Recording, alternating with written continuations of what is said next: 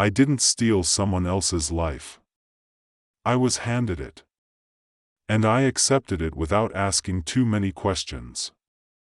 That's the part that's hardest to forgive. When people talk about losing themselves, they usually describe rebellion, escape, chaos. My story is quieter, cleaner, more respectable.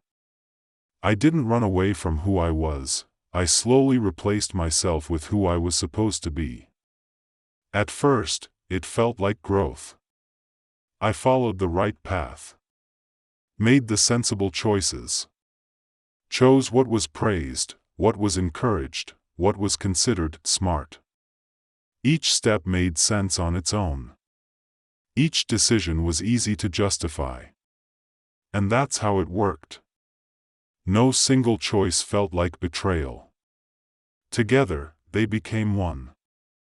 I remember being younger and believing that one day I would arrive at my life, that moment when everything clicked, when effort turned into meaning. I believed identity was something you earned by doing the right things long enough.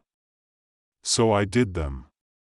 I learned how to speak carefully, how to present myself well, how to make choices that didn't raise concern. I learned what parts of myself were welcome and which ones made people uncomfortable. The uncomfortable parts went quiet first. Curiosity, doubt, intensity, questions without answers. They didn't disappear overnight. They just stopped being invited. I adapted. I always adapted. That skill became my greatest strength, and my deepest loss. Over time, I noticed that my reactions were delayed. That joy felt muted. That achievements landed softly, like they belonged to someone else. I would reach milestones and feel a strange emptiness, followed by guilt for not feeling more. People congratulated me, admired my discipline, trusted my judgment. If they could see inside me, they would have seen someone constantly checking the mirror, trying to remember when the reflection stopped feeling familiar. The life I lived was not bad. That made everything worse. There was no obvious villain. No crisis to blame. No injustice to escape. Just a slow realization that I was excellent at maintaining a life that didn't originate from my own desires. I was performing adulthood flawlessly. And disappearing quietly. The first time the thought crossed my mind, "This isn't my life," I dismissed it immediately. Too dramatic. Too ungrateful. Too abstract. I told myself everyone feels disconnected sometimes. So I kept going. Years passed that way. Real years. Years that don't ask permission before turning into memory. I filled them with responsibility, with consistency, with reliability. I became someone others depended on. But dependence is not the same as connection. I started feeling like a translator between myself and the world. Every thought filtered. Every impulse evaluated. Every decision weighed against expectations I had absorbed so deeply they felt like my own. That's the danger. When expectations become internal, you stop noticing the pressure. There was a night, late, unremarkable, when I sat alone and realized I had no clear answer to a simple question. What do I want? Not what makes sense. Not what's reasonable. Not what avoids conflict. What do I want, if no one is watching? The silence that followed was terrifying. Because it wasn't that I didn't know the answer.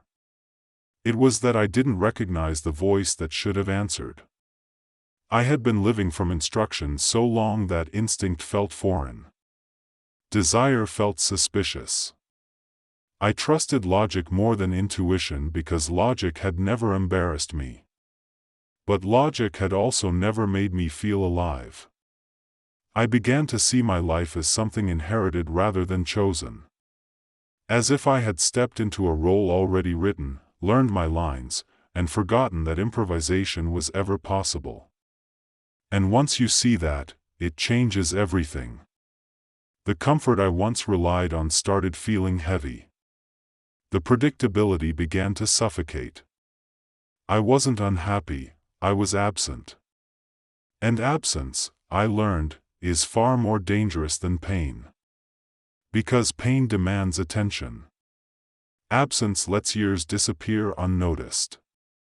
I didn't know yet what I would do with this realization.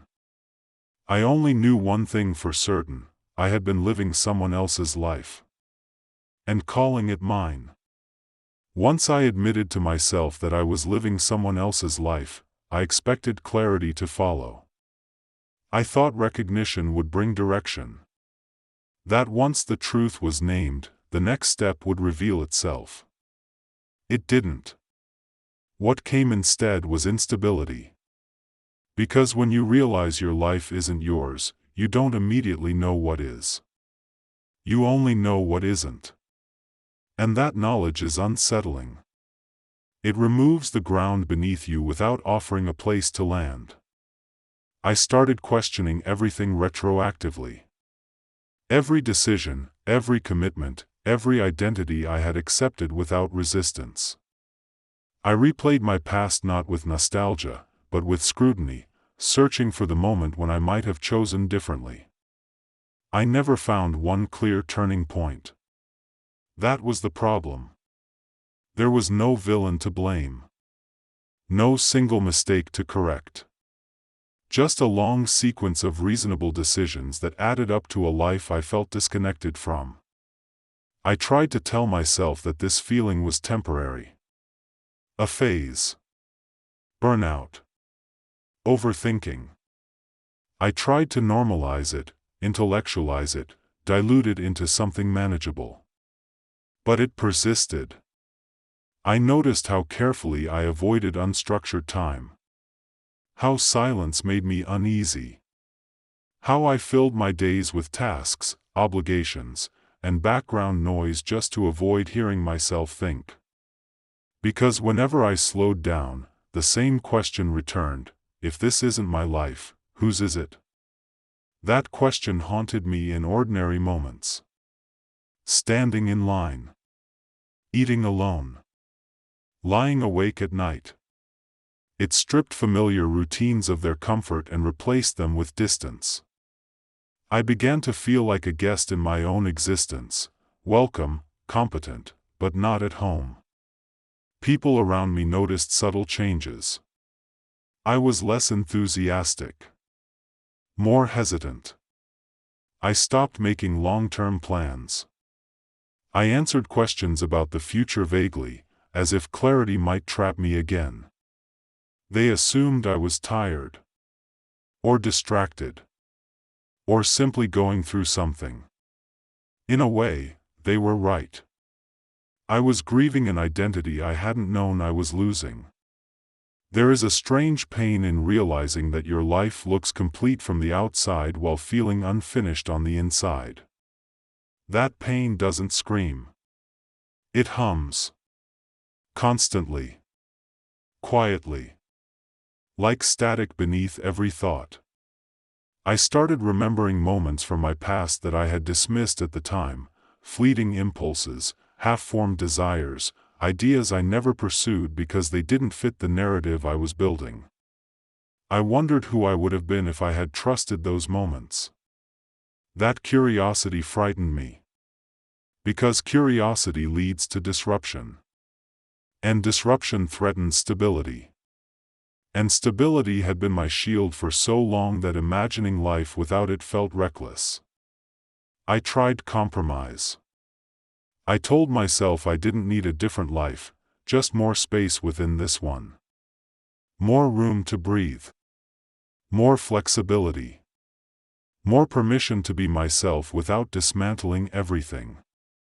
So I experimented quietly. I allowed myself to say no more often. To question expectations instead of automatically meeting them. To sit with discomfort instead of immediately smoothing it over. Those small acts of resistance felt dangerous at first. Even selfish. I felt guilt for wanting things I couldn't easily explain. But beneath the guilt was relief. For the first time in years, my reactions felt spontaneous instead of rehearsed. I noticed sparks of interest, flashes of emotion, moments when something inside me responded before logic intervened. Those moments didn't solve anything. But they reminded me of something essential. I was still there. Not gone. Not erased. Just buried under layers of adaptation. That realization came with another, more difficult truth. I had participated willingly in my own disappearance. No one had forced me into this life. No one had silenced me. I had learned, over time, that approval felt safer than authenticity, and I had chosen it again and again. That accountability was heavy. It meant I couldn't simply escape and blame circumstances. I would have to choose differently, consciously, knowing the cost. And the cost was real. Choosing myself would disappoint people. It would destabilize structures built on my reliability. It would challenge the version of me others trusted. And worst of all, it might not lead anywhere better. That uncertainty paralyzed me. I stood at the edge of change for a long time, afraid to move forward and unwilling to go back. The life I was living no longer felt mine. The life I might choose was undefined. But something had shifted irreversibly. I could no longer pretend that this was enough. And once that truth settles in, waiting becomes its own form of suffering. I didn't know yet how I would leave this borrowed life behind. I only knew that staying inside it, now aware, would cost me something I could no longer afford to lose. My presence. Leaving a life you never truly chose doesn't feel like escape. It feels like exposure. Once I stopped performing the version of myself that made sense to others, there was nothing left to hide behind. No script. No expectations to lean on. Just the quiet question of who I would become without constant adjustment. That question followed me everywhere. I didn't make a dramatic exit. I didn't burn bridges or announce a reinvention. I began by doing something far more difficult. I stopped pretending. I stopped agreeing when something felt wrong. I stopped committing to futures that assumed I would remain the same. I allowed myself to be uncertain, visibly, unapologetically. That alone disrupted everything. People reacted in different ways. Some were confused. Some were disappointed. A few were relieved, though they didn't say it out loud. The life I had been living depended on my predictability. Once that disappeared, so did the illusion of stability. And yes, there was loss. Relationships shifted. Some faded. Some broke. I carry the weight of that. Choosing yourself does not absolve you of the impact you have on others. But staying silent would have destroyed me just as surely. What surprised me most was not the fear or the loneliness, but the unfamiliar sensation of authorship. For the first time, my decisions felt like they originated inside my body instead of being filtered through expectation. I wasn't confident. I wasn't brave. I was simply honest. That honesty was uncomfortable. It forced me to confront how much of my life had been shaped by fear, fear of disapproval, fear of instability, fear of making the wrong choice again. But it also gave me something I hadn't felt in years. Presence. Time began to feel different. Slower. More textured. Days didn't blur as easily because I was actually inside them. Even difficult moments felt real in a way that the old life never had. I didn't become happier overnight. I didn't discover some hidden passion that justified everything. Life remained complex, uncertain, unfinished. But it became mine. And that distinction matters more than happiness ever could. I learned that meaning doesn't come from choosing the perfect life. It comes from choosing consciously, and taking responsibility for that choice. I still carry regret. For the years I lived on autopilot. For the desires I dismissed. For the self I neglected in favor of being acceptable.